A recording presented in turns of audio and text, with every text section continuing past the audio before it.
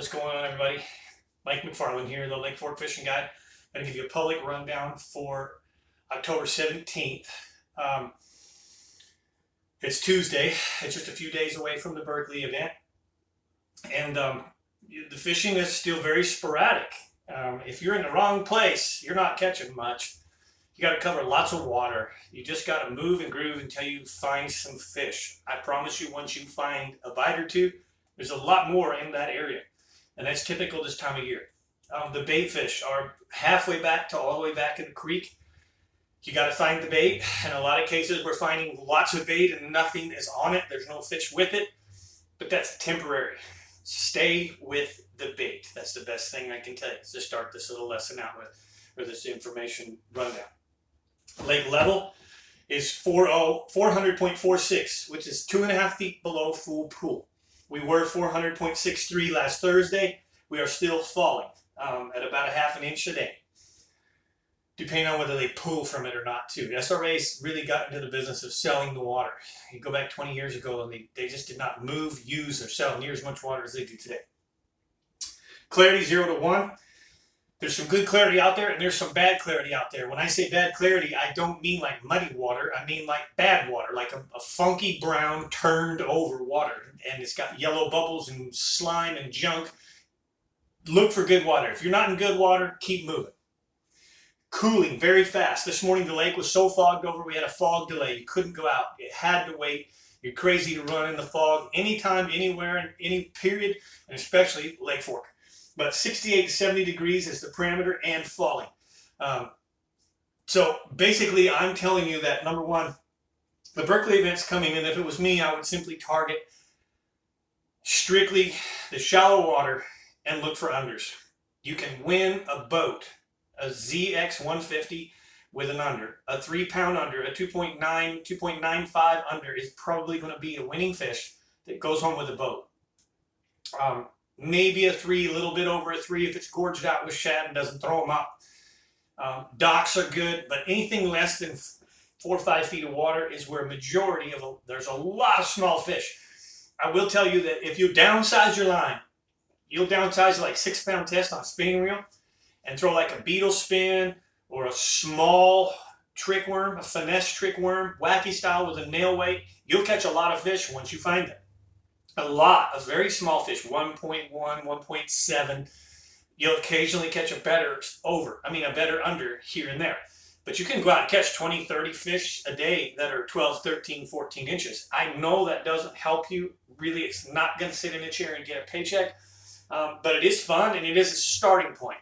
And somewhere in the mix, you're going to run across some better fish.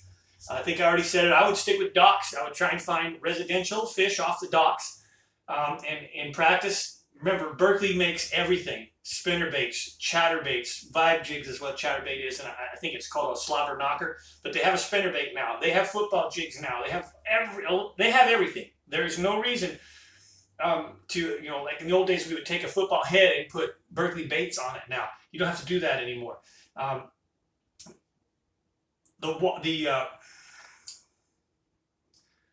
want to call it a plopper, but it's not. For some reason, it's not coming to me. The Berkeley Whopper plopper, the Berkeley, the smaller one, last year, this time, was really, really effective in bone white. Haven't thrown it yet much because I'm really not getting a lot of topwater action for some reason out of these fish. But I have been throwing a lot of spinner baits. I'm throwing sandtone spinner baits. I'm throwing weightless flukes. I'm throwing Carolina rigs, even shallow. I throw a lightweight little chicken rig is what it is. A little split shot rig shallow with a shad bait on it. And I'm going about halfway back, like I said, halfway to all the way back in the creeks. Doesn't matter east side, west side, but I can tell you the east side, all the way back on the east side, fish is a lot better. And all the way up in Little Caney, that's the place to be. So I'll come back on Thursday and give you guys a little bit more of a rundown. If you want more details, you need them now.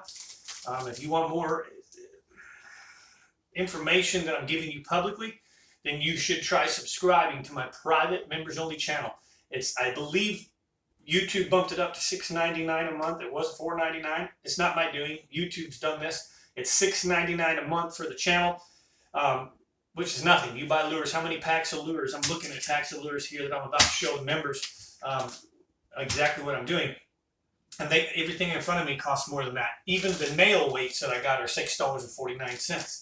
So if you're not willing to spend $6.99 a month to get the real juice, I don't know what else to say. But I come on when I finish this public and I do a members only rundown, which gives a lot more detail than I give you guys. I tell them exactly where. I tell them exactly how I'm catching fish. For example, today, I wasn't on the lake today, but I got some really good friends that are fishing, and they're catching fish. And I'm okay sharing that information because they're my buddies, and we work together. There's no I in team.